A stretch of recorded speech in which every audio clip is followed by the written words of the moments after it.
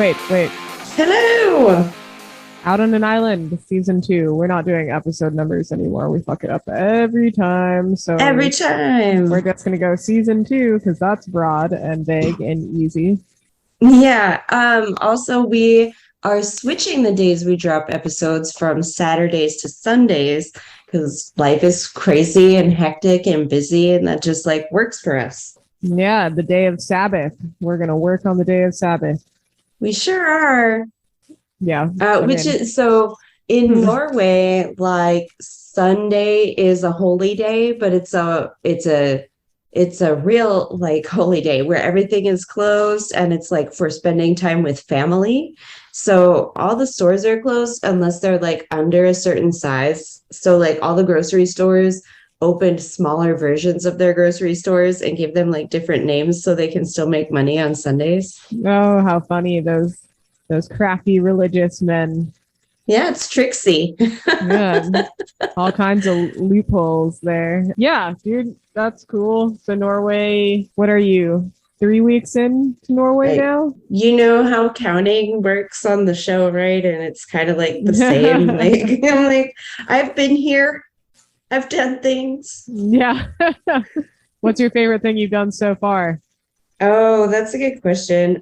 The mister took me, so he goes to this place called Centrum a lot, which is like the city center, but he goes there like a different way that I go. And he took me like the way that he goes. And I was just like taking pictures and like, I was like, this is so pretty. Like everything was really cool. You get like a nice view of like the ocean. You can see the oldest building in Norway is in Trondheim, and it's a church that's 1,000 years old.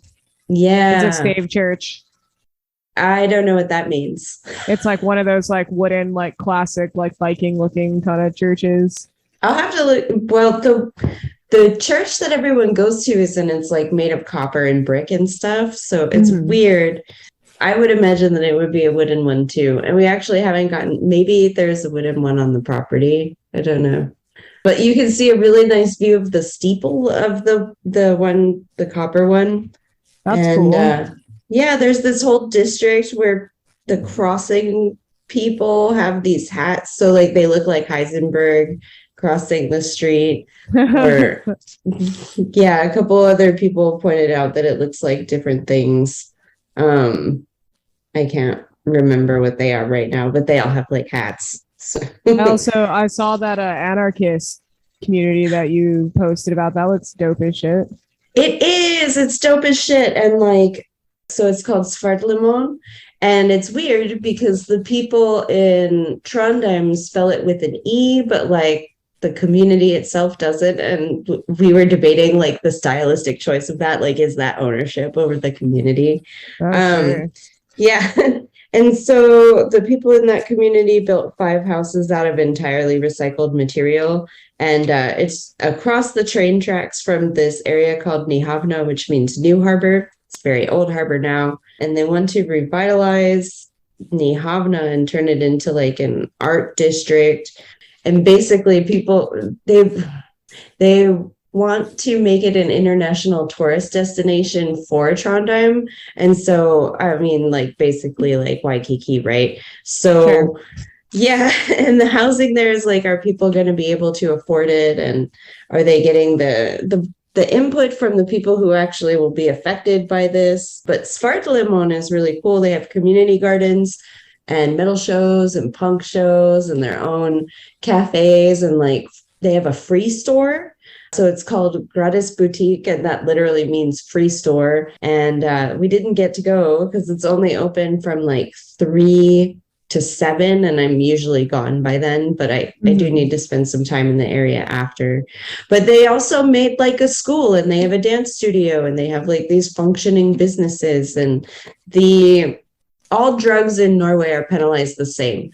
So it doesn't matter if you get caught with like weed or mushrooms or meth or heroin or coke or anything, they all get punished the same. So in the free state of Svartlemon, like I guess you can do drugs, and the perception that people have is just like it's these old hippie burnouts that like don't do anything with their lives and just get stoned all day. And like, so the planning dude who was explaining this to us was like really surprised at what they've accomplished. And it's like, yeah, they're like fucking people. Like, I don't know, you can do anything. It's interesting that like that perception of them exists, because there's also like a totally free functioning like sovereign bit of the city in Copenhagen called Freetown Christiania.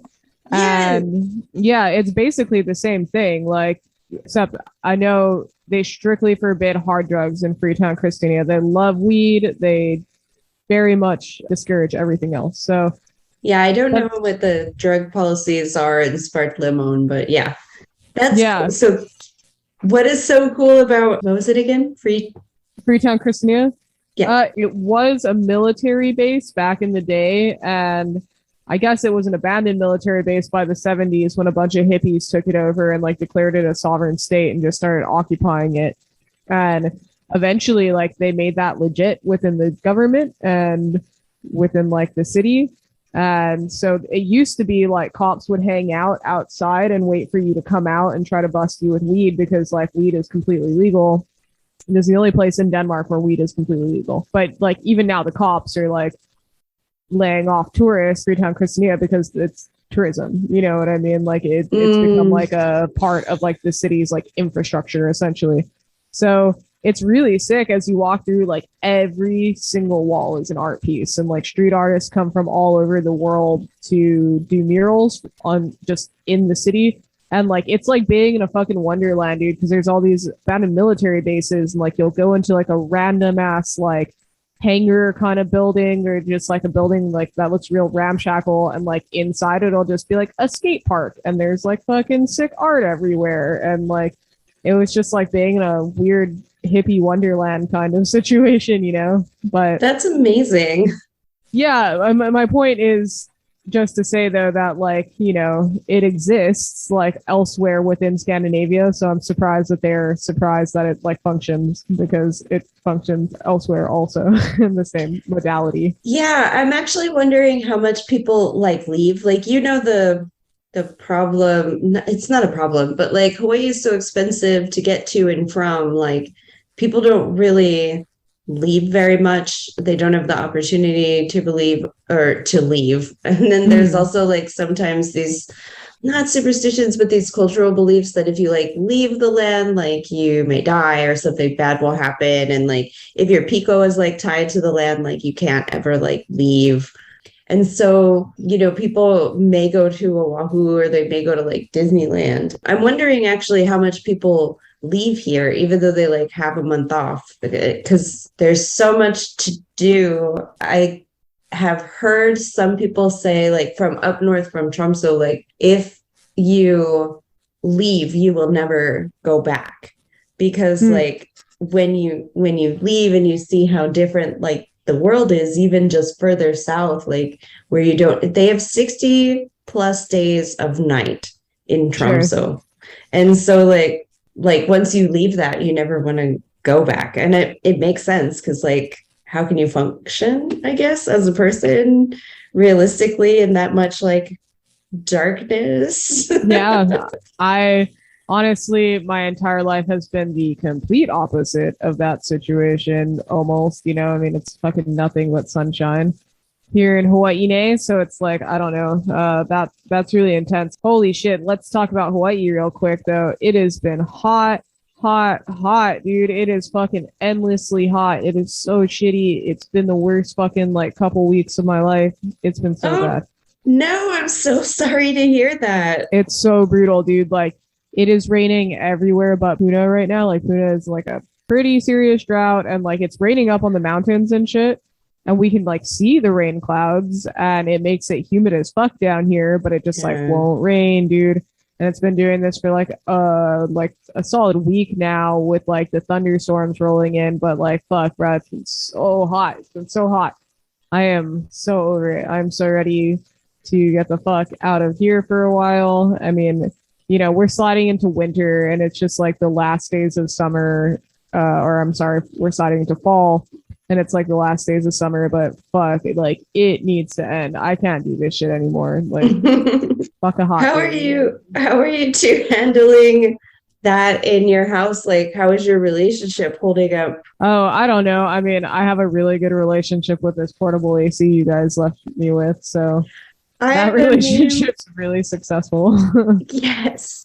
I have a meme that says, remember, it says in a relationship with air conditioner. And I don't think I need that anymore in my work collage, because yeah, I don't really need the air conditioning. No. So for context to the listeners, I was born and raised in Waimea, which is up the mountain about an hour and a half north from here. And the climates are dramatically different. I basically was raised in a place where like the average temperature is anywhere between like 45 degrees and like 75 degrees. And like where I live now is more like anywhere from like 70 degrees to like 90 degrees, and it's fucking killing me. I will cry my first world problems all over everybody. I hate it. Speak of first world problems, someone stole our PlayStation. I saw, dude, which is super lame. That's really fucking lame. Like, I mean, I guess no part of me is surprised by that, just because like people are inherently terrible, but that is super lame. Well, what happened was, and we're going to get to the relationship topic. I tried to segue there, and then we did some context things. And so like we shipped it in a box so it was in the manufacturer's box, in a box, wrapped in bubble wrap, like inside the box. And like when the mister picked it up, he was like, oh, this is lighter than I remember. And he gets it home, he opens the box, and the manufacturer box where we put the controllers and the console was empty. And he was like, what the fuck? And he was like, something's going on with the PlayStation. It's crazy. And I was like, I'm in a meeting. He called me like twice. I was like, I'm in a meeting. And he sent me the picture of the empty box. And I was like, what the fuck? Like someone put a lot of effort into it. And then they taped up the bottom of the box. And that's how they stole our PlayStation. Yeah. That's so fucking lame, dude. Yep. We had to file a police report, and they're going to send it to us and to Sony and to the involved states so they can find out like who took it along the way. It is a federal crime to tamper with mail, so I will prosecute like whoever stole my shit. And then the fucked up thing. So you don't have kids. I don't have kids. We both don't want to have kids. Nope. I was telling this to a coworker in this workshop that I was working on, and they were like, oh, how old is your kid? And I was like, it's my PlayStation. Yeah. Yeah, dude. I don't know. Like, it just sucks. It's like thievery sucks. You know, it's one thing when it's like you a fucking teenager, rowdy kid, and you want to steal booze from like a fucking like a Walmart or like a Target or some shit, you know what I mean? But it's like a whole nother thing. So like stealing mail sucks. That's like a shitty thing to do in general. But like stealing just from like general people sucks. Like it's not like you're stealing from a corporation when you do that. I understand that it was a PS5, but like it was your PS5. You know what I mean? Like it's not like they stole it directly from Sony and Sony's just like got the money to fucking, you know, eat that. Make another one. Yeah, so that sucks, man. I'm sorry. It's okay. Yeah, so my relationship with my PS5 has changed. It's complicated. We're trying to work it out. Well, I mean, in terms of news, I don't really care to talk about world news right now. I don't think I can handle it mentally, you know. It's too much. It's too goddamn much. That's okay. I think we have talked a lot about things that people can look up, like Svartlemon is a hella cool good news thing, I think. And yeah, totally. That's true. And I mean, you know, the weather forecast for Hawaii, shitty. So okay. Shitty. That's shitty news.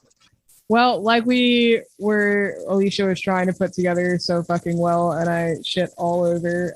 We were talking about relationships today, relationships and punk rock relationships. Yeah, they're always depicted as like a fucking train wreck, I feel like. Yeah, I mean, punk rockers are always depicted as a train wreck, so I guess it's like the next logical, conclusion is that a punk rock relationship would be a train wreck. I will go ahead and say right now that some of my friends involved in the punk rock culture have some of the healthiest relationships I've ever seen.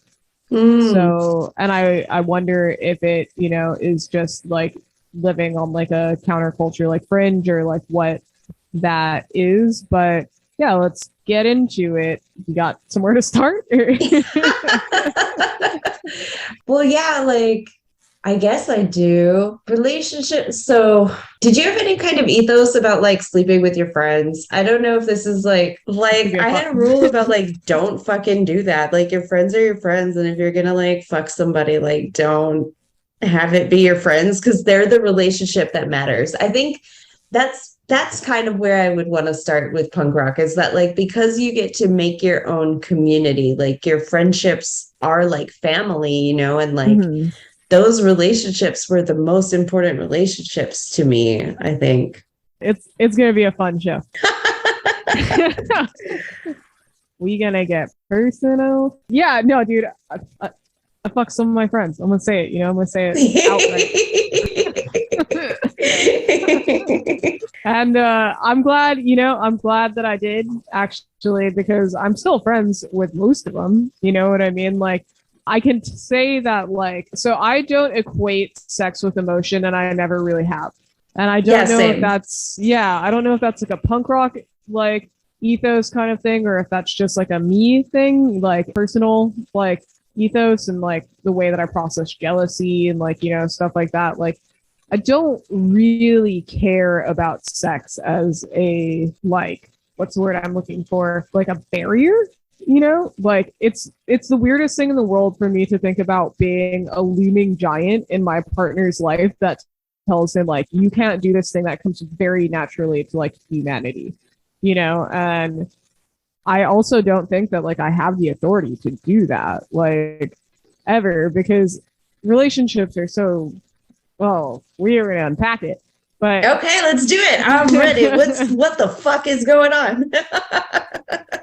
So yeah, I don't know. I mean the thing of that okay, let's start here. The thing that is so interesting about relationships and the way that like we perceive them in American culture specifically, I would guess because that is like the culture that I grew up in. And so this is the way that I understand them, is the fact that we are so promised this like happily ever after, or like this like devotion, like all the love songs, all of the movies, all the bullshit that they feed you are always constantly like pointing to like this one very specific path of like how a relationship is supposed to go, or like what love looks like, or like what understanding looks like. And like if you really look closely, like the funny thing about this is it's also usually like what stalking looks like, or like what obsession looks like, you know what I mean? Like, and it's a really funny cognitive dissonance. Like if you listen to any American pop song specifically from like when we were coming up, like Backstreet Boys, like shit like that, all of the shit that they're talking about is very creepy and like very like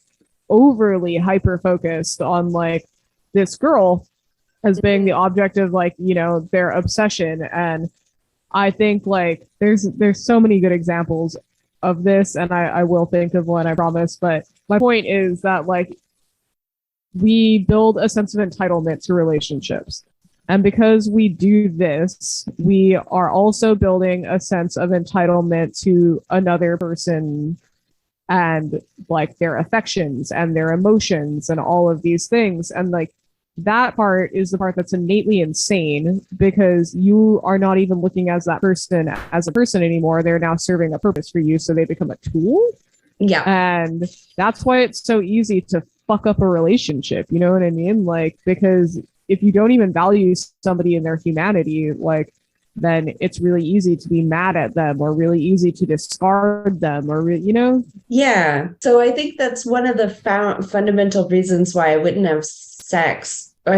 with people that were friends, which is really weird because like my mister and I were friends like first, and it's going really well so far.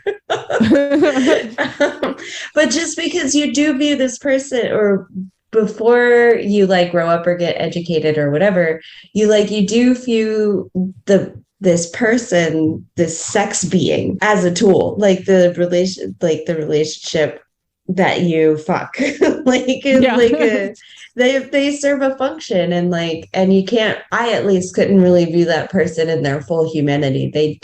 They were like an accessory in my life, whereas my friends were like people. I have two songs though. Pretty Woman is basically a song about catcalling someone as they're walking down the street. Okay, sure. Yeah, and we just heard this Finnish song. So we went to our first party, and we went to two parties this weekend. It was crazy. Anyway, this Finnish song, everybody hates it, but apparently when it comes on in the club, everybody sings it. And it's this song basically about rape. This dude is like, I'm going to have you tonight, and you can't say no, and you can't cage a wild animal. And like, it's, maybe those are two different songs, but we did hear a song that was basically just like, he's like, I'm going to rape you. And also we heard the wild animal song, but, yeah, I was just thinking like, because like, I don't know, because like, you develop these deep, not even deep, just like these people are the people you're going to hang out with. And like, I didn't want to like fuck that up by just seeing someone then as like a tool. And then like, what if it didn't work out? I mean, but my first relationship was 3.5 years, and, it was functional and dysfunctional and all the stuff that happens when you're a fucking teenager and Yeah, sure. whatever. Yeah. But what were you going to say? Oh, nothing. We can go back to that. I was really just I think that's a good place to start though. Let's talk about our like first relationships here, and let's like unpack the way that we do view our relationships, because for me, I was never really a relationship person. That is to say that like when I think I was like 16 or so, I did like fall pretty hard for a dude who like treated me pretty bad, and it was like this whole thing. I'm really glad it happened then though, because like it happened young enough for me to be like, cool, not gonna do that again, and like already touched that electric fence, realized the cheese isn't there. And you're smart. Yeah, well, relationships were never really my thing, because like emotions aren't really my things, and I don't really care to like bear the weight of other people's emotions. And that's not to say that I'm incapable of it. It just means that I would prefer not to. Like, I feel like, I carry my shit, you carry your shit, we're gonna work it out, but like, I don't want to carry your shit and my shit. That's crazy. So I think like when I was 16 in that like craziness, I like learned how much I hated being responsible for somebody else, because I threw myself way too hard into being this person's support system. And I mean like monetarily, I mean like emotionally, all the things. Gave way too much of myself, walked away with essentially nothing. So it was like a wash, and like a generally shitty experience, but like it definitely steered my idea about relationships for like the rest of my life. And I met my partner when I was 21, thankfully, because like I would not want to be in the dating pool in like this current age at all. But like, it's really interesting, like the way that worked though, because like people were pretty like, what's the word I'm looking for? Expendable to me in terms of like relationships. Mm-hmm. But like my friends that I fucked, I'm still pretty good friends with. So like, I don't know. I think emotions are more troublesome for me than like physicality, honestly. Mm-hmm. Yeah, that makes a lot of sense. Like, why do you think that it wasn't a barrier to friendship, or like it wasn't like so complicated? I think it's probably because I didn't really have any expectations beyond like, oh yeah, we fucked, you know what I mean? Like, just to be blunt about it, like I didn't really, it's not like I was like, now I'm your girlfriend, right? Like I never had like this expectation. It was really just not wanting to participate so much in that. And I guess that's just it. Like, yeah, I don't think there was ever any, like, maybe there was desire coming from the other end, but I wasn't even like trying to hear that, dude. Like, I mean, desire for like a relationship or some kind of like further movement on that like physicality. But like, if there was, and I completely like dismissed it or ignored it, like to anybody who's listening that might have been a situation like that, I don't actually think there's anyone, but if there is, I'm sorry that I did that. I don't really like relationships that much. I think that's fine. Yeah. I mean, I'm just gonna be real with you, Yeah.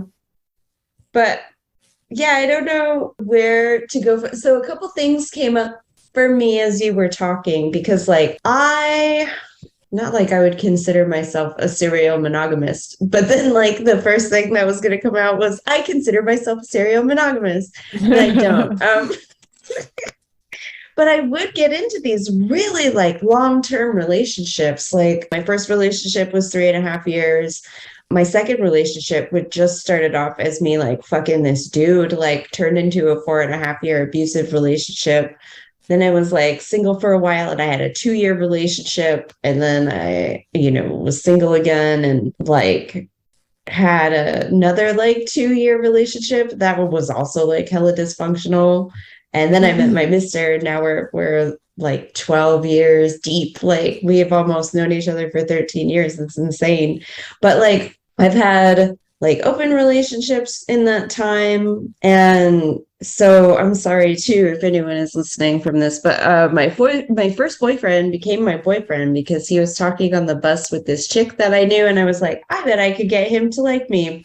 Why the fuck would I do that? But that's what I did. And then we were together for 3.5 years in this hella dysfunctional relationship. He's still a cool dude. Like we're friends. Talked about it before. He's now living his life as like a business owner and like has kids, and like I'm living my child-free life like in Norway. And like, I don't know. I'm just hella happy for him that I hope he's happy, basically, because he seems happy, like, and I just hope he actually genuinely is happy. He is like the only ex that I'm friends with though. And I feel in some ways like it's like we're trauma bonded or something. All of my other exes weren't like that cool. I get, like I've dated people of many races, and two of my exes though are like the two most abusive are like white men. So like I have a severe aversion to like white men. Don't we all? Don't we all? Planet Earth, am I right? Yeah. But then, yeah, I don't know where it was really going with that. Just that there's some internal like shit I still have to like work through, I think. But why I was in these relationships for so long is because I made a choice. This was the choice of accessory that I was going with, and I was going to make it work. In there, it is still all about me, right? I'm still not seeing like that person as a whole person, right? It's about my decision to stay with them, and what does this say about me? And like, I'm not a quitter, and like all this shit. And what the fuck is that even? I don't even know until like, I realized too that I don't deserve the things that I am putting myself through, and I didn't do anything karmically to like deserve this to be like the fate of my life, to endure like this abuse, whatever the abuse was. Sure. Yeah. I think that's a really common thread between serial monogamists. I really think that there is this idea that like it's either built around an aesthetic or like, a perception of the way that the person sees themselves and would like the world to see them as well. So then, they start collecting things that represent that imagery. And I think that's really common. I also think that it's really common to just not want to be alone, because if you're alone, then like, what does that mean about like how you spend your time, or like if that is, and also like we were saying, like we made it such a triumph to have a successful relationship, or to like a happily ever after, I should say. A successful relationship is not what they usually are. but we have made it such like a triumph in life to have a happily ever after that I think it seems completely fine for people to say, if I've fallen in love in life, if I found my one and only, then like I accomplished life, like I won life, right? And like it's a really easy like cop out to just be like, I'm fucking in love and it's great, you know what I mean? Because like honestly, you can fall in love thousands of times. People and you should, and you should, you absolutely should, because you learn a lot of shit. But like, you know, people are chemical reactions also, which is why like falling in love is like an interesting thing. Like love, sex, and then relationships, I think are all kind of different or should be on like different pedestals for like what they are indicative of, because like love is the thing that we, or like the way that we like paint the picture of love in our language is something that you fall into involuntarily. Like if you think about the language surrounding love, we say we fell in love, like it's this involuntary thing that just happened to you. You got hit with a sack of bricks, suddenly you're in love, Cupid's arrow, whatever fucking, you know, like metaphor or analogy you want to use to represent that. Like that is the way that we speak about love. So this thing that it represents, I don't think is the thing that we equate love with being with in all of the poetry and all of like the love conquers all kind of adage, you know? And so we really need to start separating that language for what these things are, because like your partner, like the kind of person that you are willing to spend your life with is somebody that is usually very different than the person you think you're in love with. And I think that's where serial monogamists really have a hard time splitting the realms, right? Like I just went on a rant.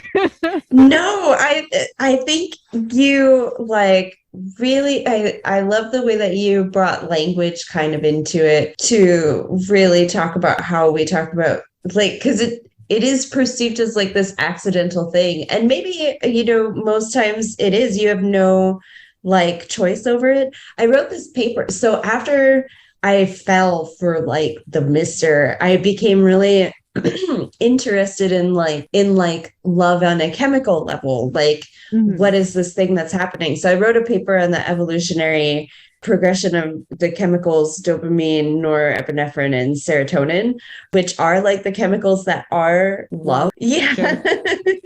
And then there's more too, as you like get through it, like oxytocin like comes in, and that's what helps create attachment. And then vasopressin as well, like helps with attachment. But it was just so fascinating to like look at like other mammals and like how love works like for them too on a chemical level. I don't know if that's really like a punk rock thing, but maybe it is. Like we had like, who was it? The Offspring lead singer has a PhD in molecular biology, and Greg Graffin has a PhD in evolution. So sure, it's punk rock to want to explore like the evolutionary the chemical evolution of love in mammals, maybe. But like so what I found was like, okay, I love the feeling of falling in love. I think most people do. And where like some people call it quits is when that feeling goes away and you don't have any kind of foundational structure as two people in a relationship who are different than your perspectives of each other are. Like, how do you make it work after that? How do you make it work like beyond the social perceptions of choice, or, you know, we have kids together, or like whatever the fucking thing is, you know? And there is no guidebook for that. You have to decide, I guess, if you really like each other and want to keep it going, you know? Well, and I think that is the thing that is actually love, in the sense that we like to think about love and write all these songs about it, all of these things where it's like love conquers all kind of thing, because like that, like, I think you like somebody when you like somebody, but you love somebody when you hate the shit out of them and you're willing to stay anyway. And that doesn't mean that like that applies to like abusive relationships and all of those things, but it does mean that like if you can get through the hard shit with somebody on a day-to-day basis where like you're not really harming each other, but like you're irritated as shit with each other, you're like so fucking sick of looking at you right now, but like you still want to be with this person every day. Like I think that is more the reality of like this thing that we call love than be like, oh, we're soulmates, so we're gonna be together forever. Because like that's obsession, dude. That's fucking weird. Like you shouldn't want to be with somebody forever every second of the goddamn day. Like, stop painting that picture, you know what I mean? Like, life is scary and it's hard, and I would much rather have a partner who is willing to face that shit with me than like be like, I'm gonna bring you flowers every day. Like, that stuff is nice, but it's not like the fucking marrow in the bones, you know? And so I just feel like that when I say like we need to change the language of like what we call love and like what we even consider a relationship, like those are the things that the parameters that need to shift, you know? I agree. One thing that keeps coming up for me that we haven't actually touched on yet too much. So I love that perception of love because it's real, but it's literally real and it applies like across genres. So like, but in punk rock and like goth and metal and whatever, like relationships get perceived or like presented like as these weird choices that people make, like a fucking nail in the heart that you give to someone on like no one really wants a cow heart for Valentine's Day, I feel like. But like, why is that? You know, what is up with these why does it have to be these weird depictions or like weird gestures? Well, I mean, I think it's just because it's a countercultural kind of thing, you know what I mean? Like, and I think also that like gestures of love, like grand gestures, are something that we see not only in humanity, but like throughout the animal kingdom in general, right? So, like, little penguins give each other rocks. There's like those little birds that like make little nests and they decorate them like their apartments or something, which is the cutest thing in the world. But, Yeah, but like, you know, they're, or like peacocks, you know, like everybody's got like a flex, right? And like, so I think like gestures in themselves are something that is going to happen no matter what. And I think they're ritualistic in terms of relationships all across the board. So like, but you know, when you're in a counterculture, something that like is so heavily based on being an antithesis of like the status quo, you're still going to have that ritual, but you also like kind of have to mock the ritual because like I'm so rebellious, you know what I mean, or like whatever. So like in the sense of like giving someone a heart or like giving someone a cow heart, like it's the same fucking thing, but one just makes you look a lot like tougher, or, like a lot more like, oh, I'm so scared because it's so metal. Look at this cow heart, you know, and it's like, well, gross, dude, but like right on, like it's still a ritual. Like you didn't really skirt it, you just kind of like took a weird roundabout way of getting there, I guess. Like whatever you think is romantic, that's up to you, dude. But like it's still romance nonetheless. You know, like, and I think that it's really funny the way that we perceive romance because it comes off as weakness, right? For a lot of people, myself included, dude. Like I said, I'm not a touchy feely kind of guy, and like I get really weird about like PDA, and like I really don't like. I hate it when the word wife is fucking gross to me, dude. Like let's not do that, you know. So like, I feel like romance in itself feels strict. I don't want to say fascist, but it feels strict. You know what I mean? The things that you're like, because there are like these invented defining parameters of like what love is and what it looks like. And I think challenging those isn't a bad thing. But yeah, like I was saying, giving somebody like a cow heart is really just like a like paraphrase of the same gesture. It's just a stupid one. Yeah, I like that. I agree with that. It's definitely a paraphrase. And it is like a go-to like alternative anti-culture kind of thing. Yeah, I mean it seems pretty uncreative. Yeah. What heart?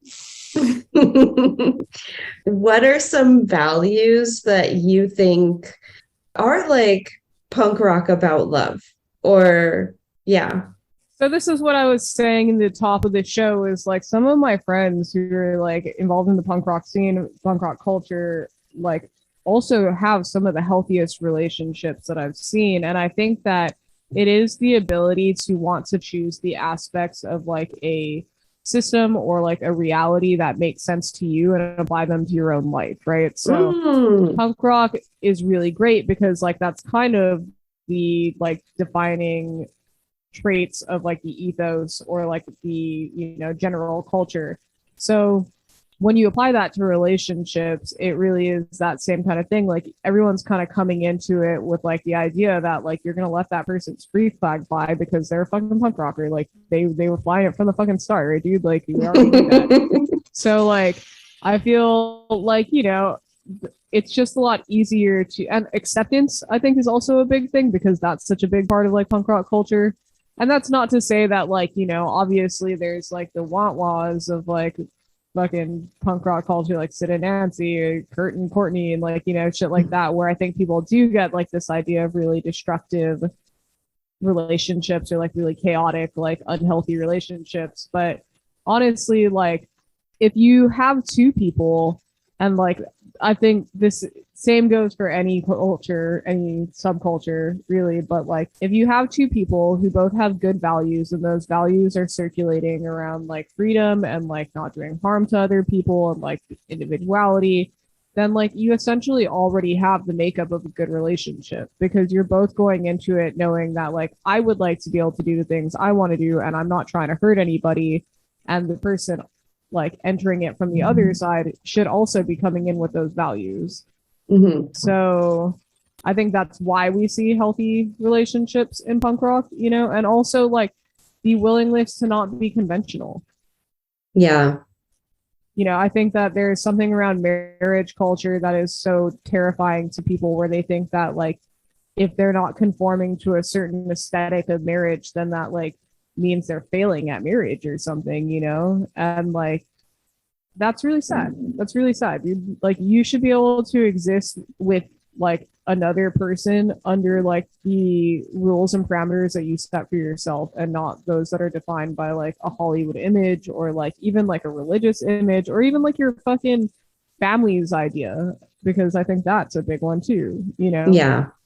Like no relationship is going to work if it's not built on a foundation that like you built with this other person.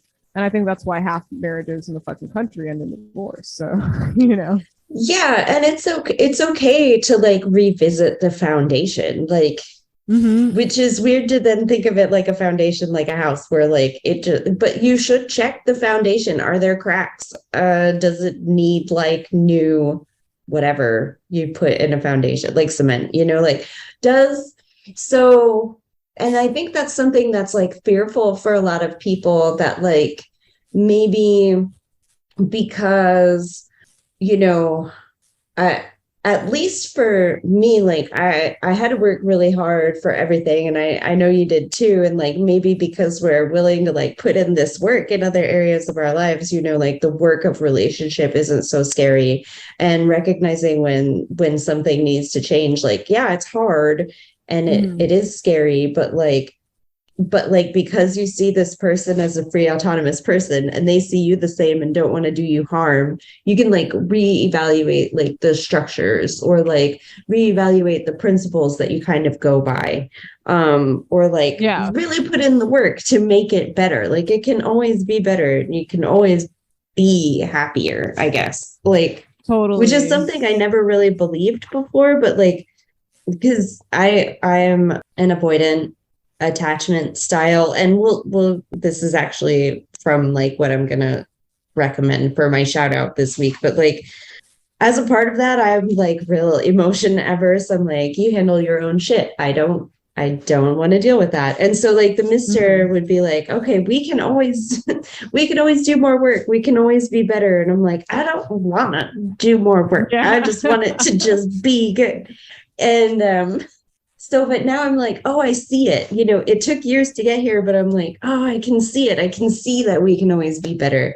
I can see that, you know, it's not bad to like work on us, I guess. And I think that's also a value like that I got from punk rock, that like you have to really put the work in, because like to make something good and to make it your own, you have to DIY it, like, and that does take like a lot of effort. I want to speak real quickly to the pros and cons of the DIY ethos in a relationship, though. Oh yeah, go for it.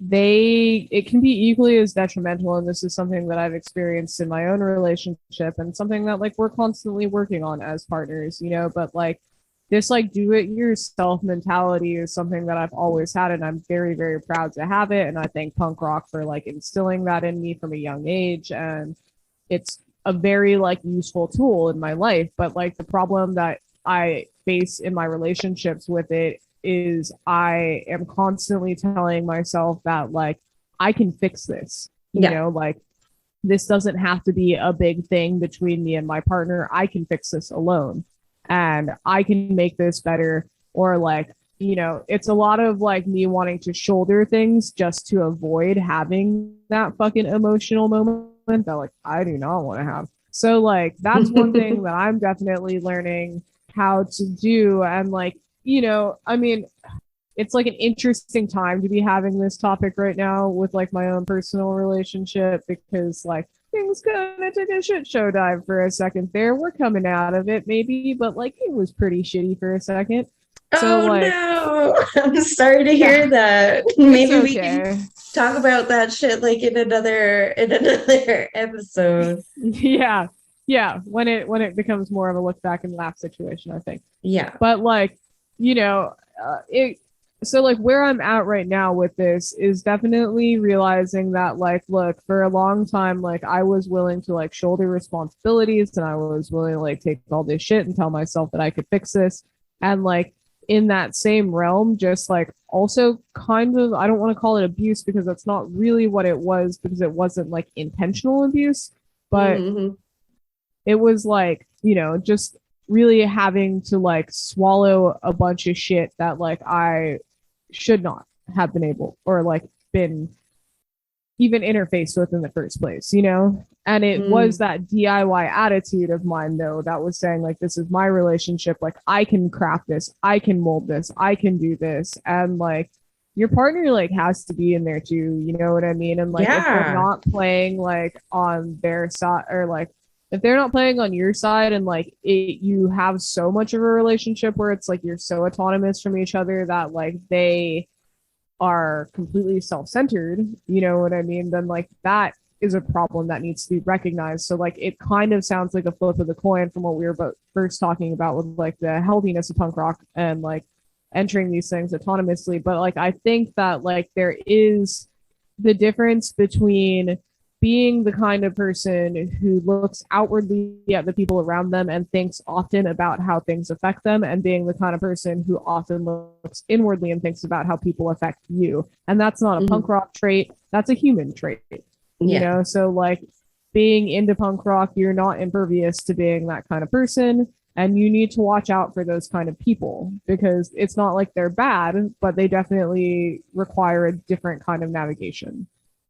Yeah, for sure. Kind of. So there's a couple things that came up for me. One, when we started dating, the Mister and I, we wanted to be a we, not like a WE, but a WII. So we're two people, but we're we, you know. And one thing like that really resonated with me that I did try to touch on a little bit is the idea of choice, right? That is something, especially with the choice of a partner, like societally driven, but then also, you know, it was kind of driven by punk rock and like, I can make this work, I can DIY this relationship, and there's like no real room for the other person. It's just how can you navigate whatever comes up in the relationship so that it fits like whatever your ideal punk rock relationship is, which can be really detrimental. Like a lot of people that come to the punk rock scene are broken and they don't know it, you know, or they're broken and they know it and they may not want to change it, or they don't know how to change it. So it can be a space for a lot of dysfunction, and like people need to really be willing to not adhere to like stereotypical punk rock relationship like values, like just the alternative confinements that we've created for ourselves, right? So it's like the stereotypical like heart, it's the we're abusive, we're going to destroy ourselves till we're dead, you know, like we and I think we need more depictions in the media, whether it's books, podcasts, songs, movies, of healthy punk rock relationships, because there needs to be a model. Well, I think the interesting thing about like the way that we display punk rock as a culture is often the fact that we, you know, automatically tie it in with being dysfunctional in some way, shape, or form. Like, because it's this like idea of like wasted youth, and it's this idea of like, you know, finding yourself or whatever. But like, what people don't really ever display punk rockers as is artists, you know, and like, artist sounds a lot more charming than punk rocker, right? So like having an artistic relationship is a praised thing, and having a punk rock relationship sounds like a bad thing, right? Yeah. And I think that those two things aren't mutually exclusive of each other. And so I think that like that's another thing though, when we touched on this briefly when we spoke about punk on the surface and like what it's like to be confined by like this vapid identity that like you've created for each other or for yourself, excuse me, like built out of like phenotypic traits, and like that's pretty much it, right? And so like that is something that like you're gonna find in punk rock scenes, and those are like people that you're gonna meet and like think that you have something in common with because they are displaying like all of these things that like you also like, bands, fashion, whatever it is that you're into, right? So like I think that you are going to run into those people, and those are the kind of people that are going to have those stereotypical shitty punk rock relationships, you know what I mean? This stereotypical shitty punk rock person, you know? And it really is a matter of choice though, and like any relationship is a matter of choice of like, so my mom always used to tell us this like really great thing. I mean, I guess she still does tell us this really great thing, but like she always told us people are only going to treat you the way that you let them treat you. And like that is something that is such a powerful thing for people to hear about relationships, I think, you know, because so much of relationships is victimization and saying like, I'm so good to this person and they just don't love me the way that I need to be loved, or they don't treat me the way that I deserve to be treated, and blah, blah, blah. And it's like, whoa, you're putting so much responsibility on this person right now.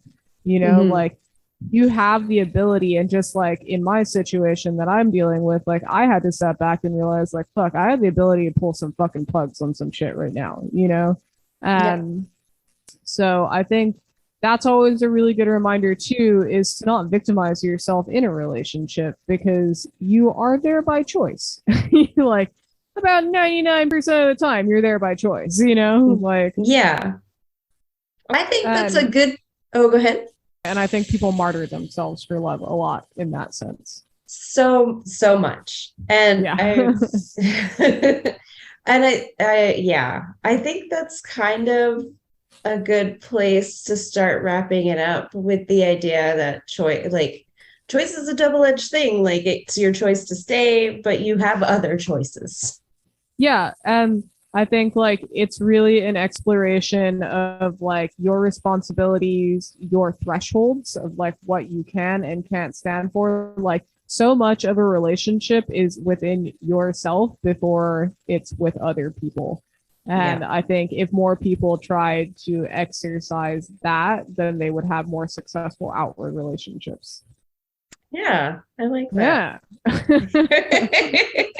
Yeah. Work on yourself, bitch. No. But like, no, but for real though. Yeah. Yeah, for real, like work on yourself. Yeah, bitch. Yeah, I mean, I feel like we could actually probably pick this topic up in another episode and speak more to the idea of like what, you know, the pluses of like, or like not even to the pluses, but like where relationships are positive and like where they are negative beyond like when you first meet somebody, and like, but I'm talking like years into a relationship kind of shit. Because oh shit. But like, yeah, shit changes. Shit changes. But we'll do another episode, another day. This was a great conversation. I really enjoyed it. Me too. I miss you. I miss you too, dude. You got some shout outs for us here? I do. I want to shout out the book Wired for Love by Stan Tatkin, PhD. Dr. Tatkin wrote this really cool book. Well, and it's really great. And then he goes into depth on like all these concepts. Like one of the first thing that's what's introduced to us as for this is the first book we read as a couple for couples work. It was suggested to us by our therapist because this thing happened, and our therapist was just like, "Oh, it sounds like you need a couple bubble," and we were like, "What the fuck is that?" And she's like, "Oh, here, read this book." And it really kind of like started changing like the dynamics in our relationship and just how like we view like us as individuals, each how we view each other, and then like how we view us in context to like other people or other factors, right? That can come into your relationship. In the beginning, it's real deep, and then at the end, you can tell that Stan had a deadline coming up because his examples get like really weird, and they're not very in depth. But like, yeah, it's a great book. And like one thing I want to say too is that it's very important, like, yeah, for you to work on yourself, but you have to be with someone that also wants to put in the work. You can't have a really successful, good relationship if only one person is working. Like two people have to work. Absolutely. Yeah. And like, I do really want to remind people too that sometimes like that's going to fail no matter how much you don't want it to. And that's okay too. And that doesn't mean that you are a failure. That means that you didn't meet the person that is your like, you know, coronavirus that fucking got into your DNA and fucked your life up. No, I'm kidding. That you didn't match. Do you have a shout out? There is this really great podcast called This Is Love. And it was created by Phoebe Judge, Lawrence Four, and Nadia Wilson. And the series investigates stories of love in unconventional ways. So this is a really great way to like explore the ideology of love without that like bullshit Hollywood romance behind it. They cover, each season covers kind of like a different thematic situation. But like the first episode is about a woman who was swimming in like the San Francisco Bay. She was like a fucking triathlon swimmer, you know, gnarly swimmer. And she's out there in the fucking water, and a baby humpback comes up to her. It got separated from its mom, and it starts following her. And she stays out there with it for like 8 hours until its mom comes back, even though like she's in jeopardy of freezing to death, you know? And so that's what I mean when I say like it shows love in all of these really beautiful ways that don't have anything to do with like romance, you know? And I think that like more people really should hear this like perception of love. So This Is Love podcast. You can find it anywhere you listen to podcasts. I can't recommend it enough. Also, it'll just like brighten your day a lot. Yay, that's awesome. I still haven't given it a listen. I know we talked about it a lot, but time is a commodity. Yeah. And like one day you're going to be having a shitty day and just be like, I need to listen to something nice, and then it'll happen, and then you'll be happy you did. Yay. Do you have any songs you want to shout out? Not so much, honestly. I have not been in like a music exploration headspace as of lately. I've just kind of that is okay. Yeah, time is a commodity. Yeah, I don't know. I mean, it's more like a fuck it's hot headspace lately, and so nothing's getting done. Everything's just misery all the time. But yeah, I think, you know, check out our friends bands always. Our interview with Matt Donner went really well. If you guys haven't heard that episode, if you're listening for the first time tonight, go back and check out that episode. But he's in, you know, Therapy SD, at Therapy SD on Instagram, at The Passengers SD. Check out our friends bands. They're always really good, really cool. You got any bands you want to shout out? I do. I just punk rock love songs are one of my favorite things. And like I have a bubblegum punk song by the Bombpops, which is a female-fronted punk band. It's called California in July. I don't know why. It's just coming up for me right now. It's like cold and rainy and windy outside, and I'm like, oh, that song. She sings about how it's just an unrequited love song. And it's a song about love of music too, not just the person she's missing, but like music. So Sure. that one. Cool. Right on. Yeah. I've never heard that band, but I believe you.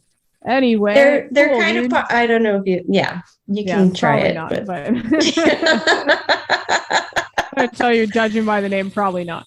But right on, dude.